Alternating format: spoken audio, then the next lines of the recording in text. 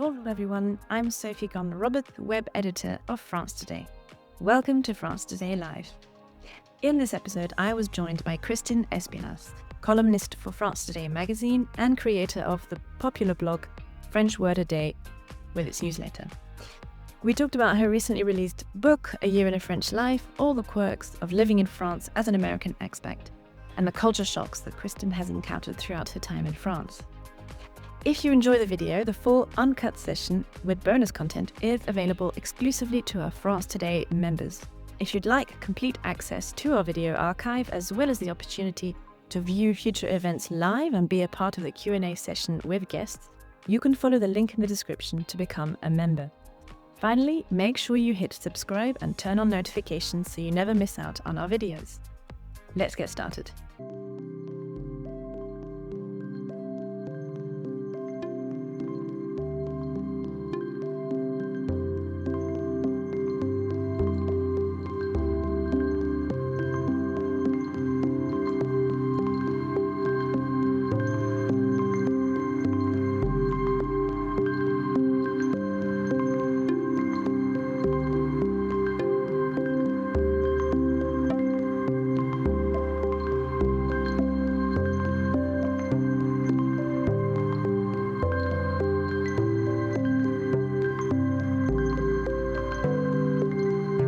Hello, bonjour, bienvenue, welcome to France Today Live.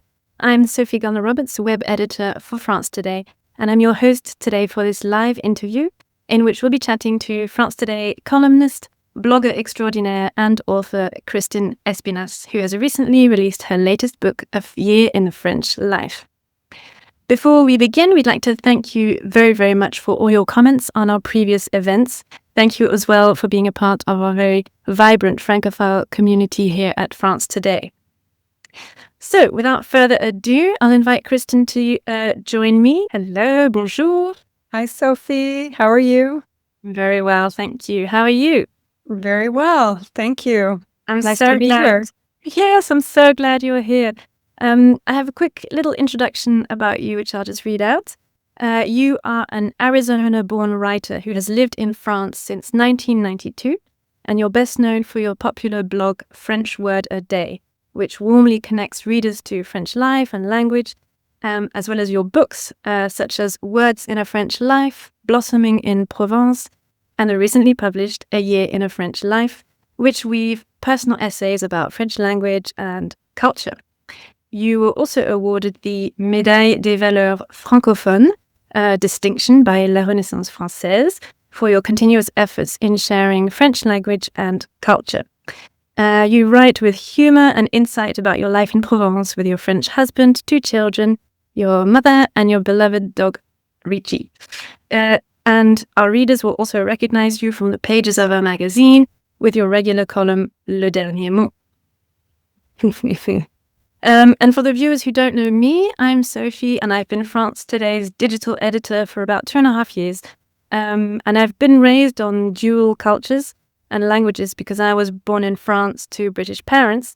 So I'm really interested to hear your experiences, Kristin, with this double culture between France and the US. Yes, eager to talk about it with you. Yeah, so I wanted to open up on the sort of origins of your blog and your memoirs. Was there a particular moment when you realized that your experience in France would make a good blog and memoir to share with other people? Yes, there was. I was probably 24 years old, actually maybe a little bit older. And my husband and all of our contemporaries were beginning to work. They were all cadres. How do you say cadre in Francais? They were all professionals. Yeah. And they were really on their career paths and making plans. And I had just arrived and really had no plan at all. And I felt a little bit lost. And at the same time, I was feeling a little bit lonely. And I was working in a Swedish-owned vineyard in Draguignan. But the work was not very meaningful to me. And so I felt the pressure to get on with my life. And at the same time, blogging had been around for, maybe a year or 2 years, the kind that's accessible to us. And so it was just perfect timing. I went on and I created actually a website, French Word a Day, in 2002. I was still working at the vineyard, but I logged on, and the first word of the day was bosser, which means to work hard. And it's really symbolic to me because I sort of made I made a commitment right then and there that this was the path I was on and this is what I was going to do. And so I began to send out a letter every day of the week, 7 days a week. Wow. And how many readers did you have within, like, how fast did your readership grow then from the beginning? Well, it started at all family, 1, 2, 3, 4. In this latest book, you mentioned the word expatrié when you enjoyed a family visit in the US. So how does that really feel for you? Do you feel more of an expat in France or in the US? And why? Whichever answer you give. Yeah, I wonder if you would answer the same way I would answer. At this point, I've been here probably 32 years, and I think I feel both an expat in both places and both a native. Well, that's the exception. I feel now more of a native in France. Yeah. When I go back to the States, I'll never forget a Thanksgiving dinner that my belle-mère, that my stepmother made for me. And she, it's a lot of work to put together a Thanksgiving dinner. And we all sat down to this giant, beautiful table. And I remember being shocked that within 20 or 30 minutes, we had all finished eating and everybody had popped up from the table and they were off. And at that time, I'd been in France a couple of decades and I found it just very strange, or it just wasn't what I was used to anymore. And à l'occurrence, here's a word I'm trying to get used to, the French à l'occurrence. So on the other hand, is that what that means? Yeah. On the other hand, here in France, I have my dinner every night at 5:30. So that's very American of me. And so I guess in that respect, I'm still very much an expat. Yeah, you keep, I suppose, the elements that make you feel the most comfortable and most at home. But I mean, talking about the Thanksgiving dinner, that would be unheard of in France, wouldn't it? You would have to sit down for at least 6 hours, I think, for a repas de Noël. It's a serious thing. That's right. That's it. It just goes on. And in the beginning, that was hard for me because it's hard to follow, as you know, the language. Your head is just, I tend to fly off into the clouds while everybody's talking. But it's also very lovely to just be around the table and relax and take the time. Yeah, it's the French way of a bit of a sort of joie de vivre and I think enjoying the moment, particularly with family and friends. Yeah, really. Mm. And so, talking a little bit about that, what surprised you most about daily life in the south of France compared with the US? I don't know if you could classify it as a surprise. Yeah, I guess you could. It's all of the well-wishing. For example, bon this, bon that. So you walk into a store and you say, bonjour, madame. And of course, we probably say that in the States. Of course, you would say hello.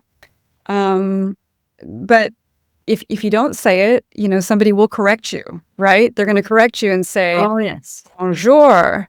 Oh, yes, very, very looking very insistently. Yeah, bonjour. Let's get our etiquette back in track here before we have this exchange. But back to the bon this, bon that. I was a snacker when I came to France. I didn't realize it, but the way I grew up, we snacked a lot. Mm. And throughout the day we snacked. And one thing that caught me off guard was I was in the kitchen one day snacking on something and my husband walked in and he said, bon appetit.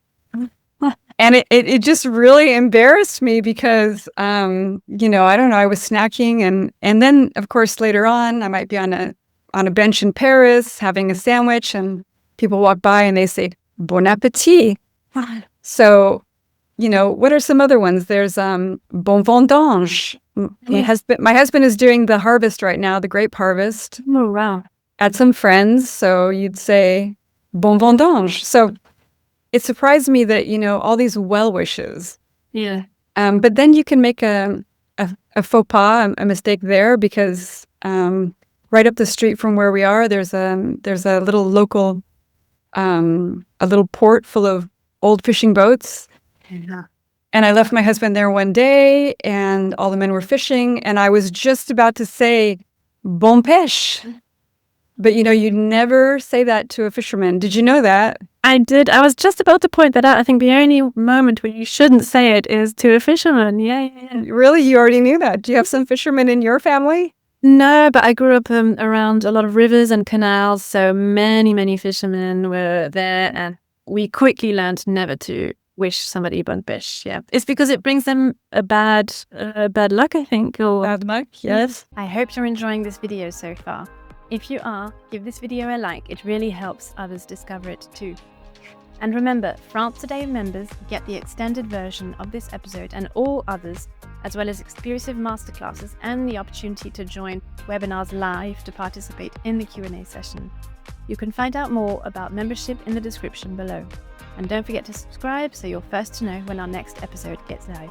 You have talked a little bit about that, but were there any moments of culture shock and how did you navigate them? There have been a lot of moments of culture shock, especially thinking back. But I think one of the most standout moments was, I think I had been here around 10 years at that point, and we were living in Saint-Maximin, the Saint-Baume, where there's a beautiful basilica, and it's very near Aix-en-Provence. And we were living there, and that's where I needed to renew my titre de séjour. I think it's the long stay visa. Yeah. So I prepared my paperwork. I went into the local mairie and I handed them my paperwork. And the lady behind the desk looked at me and she said, "I've seen you around." Mm-hmm. And I said, "Oh," she said, if you don't mind, I'd like to tell you, you need to stop smiling. You need to stop. I thought, stop smiling. What are you talking about? I'm here for my long stay visa. She said, "Yeah, when you walk around the village smiling all the time, you look a little deranged." And I was absolutely horrified, because I grew up in Arizona. I don't know, maybe it's my background, but you're in public and you walk around with kind of a perma smile. Maybe not in New York, but in Arizona. And she told me that I was just so horrified, that I look like a deranged person in town. So from that point, I sort of totally toned down, probably to the extreme. Mm-hmm. And if you saw me walking around in the street today, I would probably look very, I don't want to say off-putting, but very reserved. Yeah. I don't know why. I guess the French prefer a sort of poker face, and then the expression can come once you interact or if you know somebody. But yeah, I think I had that same, somebody told me that, but on the Parisian metro, that if you start smiling randomly, people will think you are a mad person, pretty much. A mad person, yes. Yeah. Thanks so much for watching. If you'd like access to all our extended webinars, plus exclusive masterclasses and member-only content, join our France Today membership via the link below. And if you enjoyed this episode, please like the video and subscribe to our channel for more language learning tips, cultural insights, and travel inspiration from France. We look forward to seeing you in the next episode. À bientôt!